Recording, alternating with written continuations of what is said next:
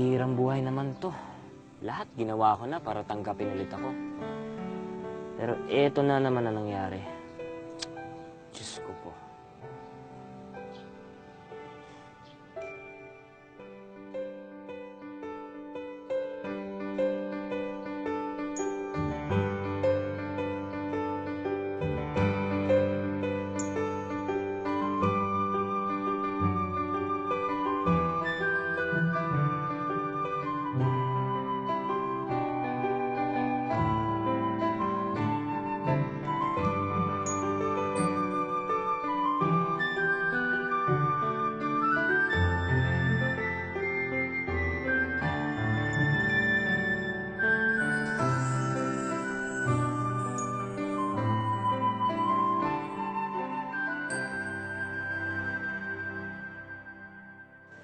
May nagising. Saan mo nakuha yan? Kasama po ng mga bills. Makikibasa ka?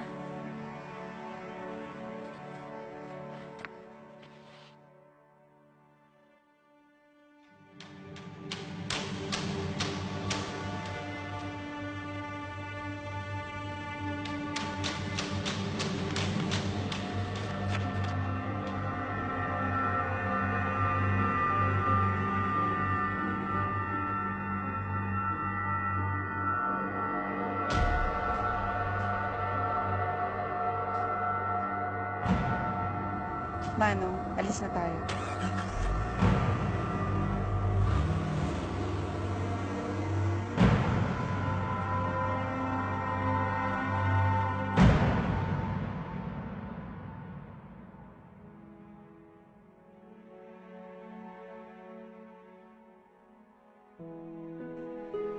Magandang umaga po, Master. Magandang umaga naman.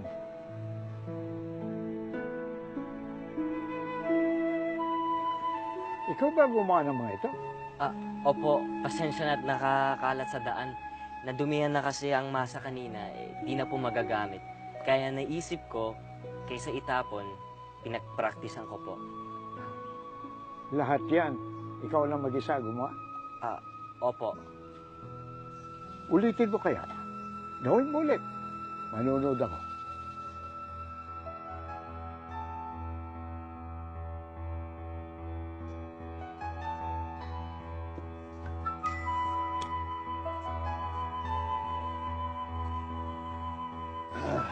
Ngayon, gawin mo nga uli yung ginawa mo kanina sa labas.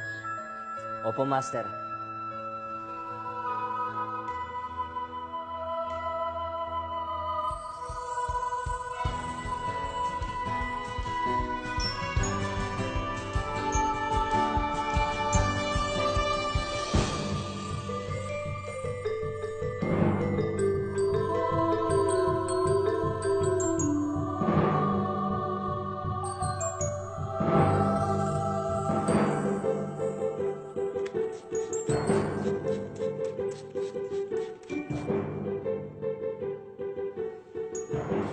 Medyo mainit po, Master. Yung ganitong klase ng masa, madaling matuyo. Ano mo nalaman? 2.5 taon kasi ako nagtrabaho sa isang gawaan ng dumpling. Doon ho, nakatoka ako sa paggawa ng masa araw-araw. Ayun, nasanay ako at nahasa.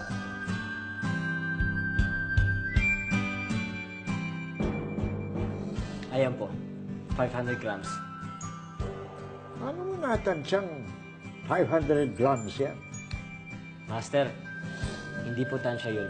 Sigurado po akong 500 grams ito. Sinisigurado mo 500 grams na hindi mo man lang tinitimbang. Natutunan ko naman to sa katayan ng baboy. Doon, dapat sakto talaga ang timbang ng mga hinihiwa namin.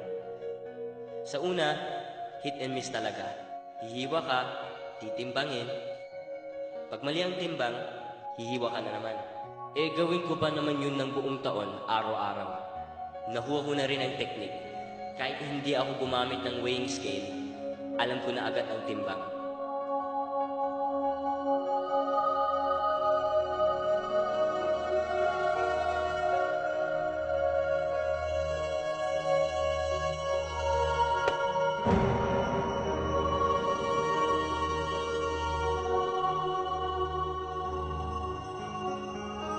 Minsan lang ako nakapanood ng aktwal na gumagawa ng tinapay.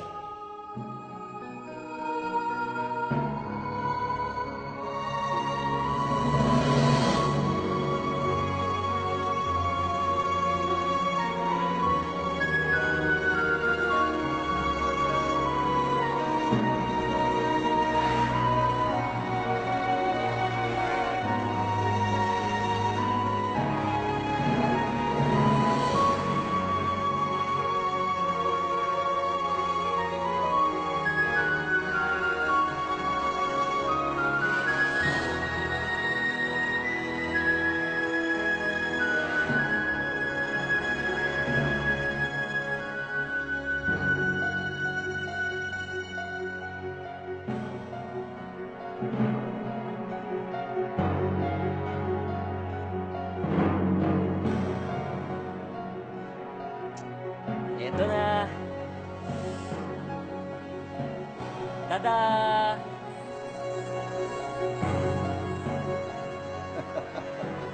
Pinalunod kita kanina, parang masaya mong ginagawa yung mga tinapay.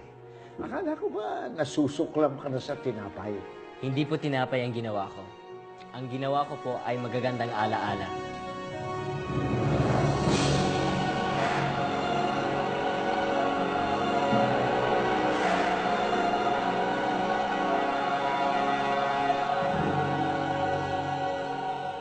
Oh, diretso na lahat sa Children's Hospital to, ha?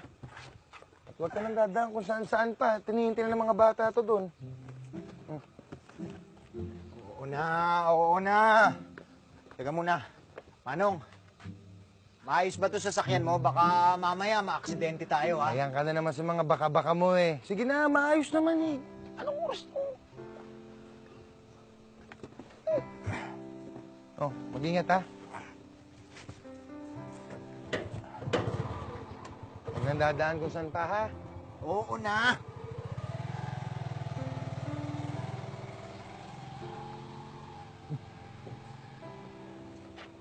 Aba, makulit ka rin talaga. Nandito ka pa rin, eh, no?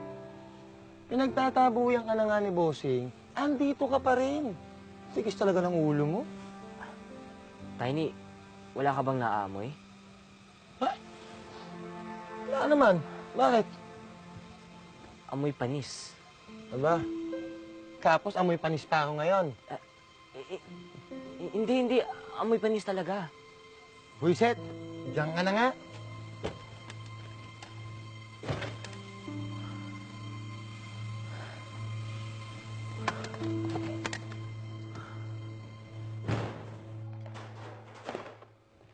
Yako, bossing. Yan si Taco, sumusobra na talaga yan. Ang presensya hindi mawala-wala. Alain mo, tawagin ba naman ako amoy panis? Ha? Panis. Panis?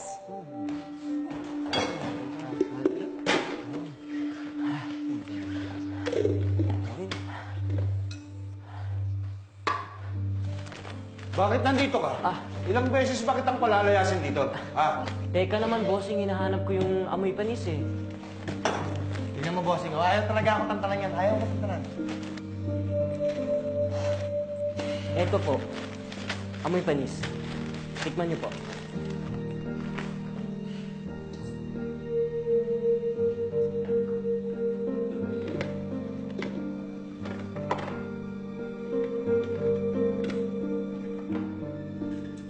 Sunshine, tikman mo nga ito.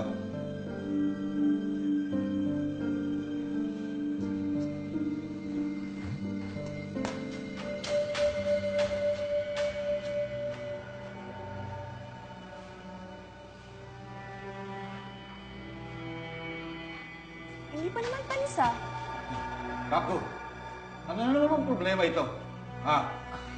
Bossing, promise, amoy panis. Promise po.